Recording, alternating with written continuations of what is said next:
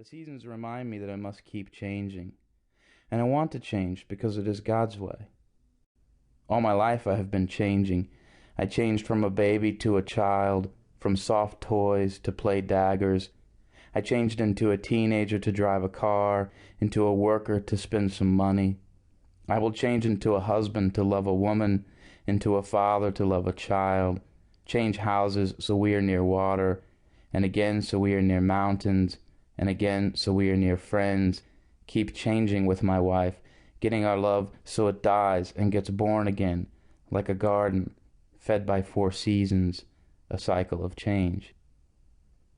Everybody has to change or they expire.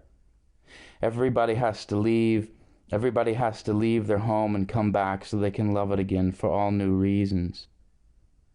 I want to keep my soul fertile for the changes, so things keep getting born in me, so things keep dying when it is time for things to die. I want to keep walking away from the person I was a moment ago because a mind was made to figure things out, not to read the same page recurrently. Only the good stories have the characters different at the end than they were at the beginning. And the closest thing I can liken life to is a book, the way it stretches out on paper, page after page, as if to trick the mind into thinking it isn't all happening at once. Time has pressed you and me into a book too, this tiny chapter we share together, this vapor of a scene, pulling our seconds into minutes and minutes into hours. Everything we were is no more, and what we will become what was. This is from where story stems, the stuff of its construction laying at our feet like cut strips of philosophy. I sometimes look into the endless heavens, the cosmos of which we can't find the edge, and ask God what it means. Did you really do all of this to dazzle us? Do you really keep it shifting, rolling round the pinions to stave off boredom? God forbid your glory would be our distraction, and God forbid we would ignore your glory. Here's something I found to be true. You don't start processing death until you turn 30. I live in visions, for instance, and they are cast out some 50 years. And just last year, I realized my visions were cast too far. They were out beyond my lifespan. It frightened me to think of it, that I passed up an early marriage or children to write these silly books, that I bought the lie that the academic life had to be separate from relational experience, as though God only wanted us to learn cognitive ideas, as if the heart of man were only created to resonate with movies.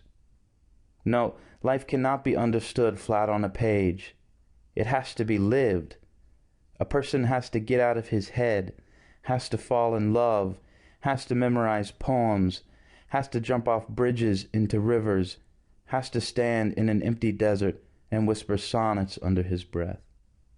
I'll tell you how the sun rose, a ribbon at a time. It's a living book, this life. It folds out in a million settings, cast with a billion beautiful characters, and it is almost over for you. It doesn't matter how old you are, it is coming to a close quickly, and soon the credits will roll and all of your friends will fold out of your funeral and drive back to their homes in cold and still and silence, and they will make a fire and pour some wine and think about how you once were, and feel a kind of sickness at the idea you never again will be. So soon you will be in that part of the book where you are holding the bulk of the pages in your left hand and only a thin wisp of the story in your right. You will know by the page count, not by the narrative, that the author is wrapping things up.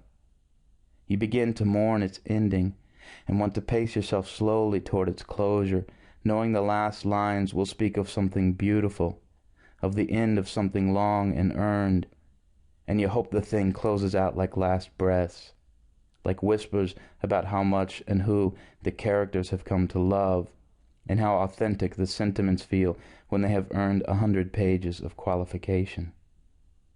And so my prayer is that your story will have involved some leaving and some coming home, some summer and some winter, some roses blooming out like children in a play. My hope is your story will be about changing.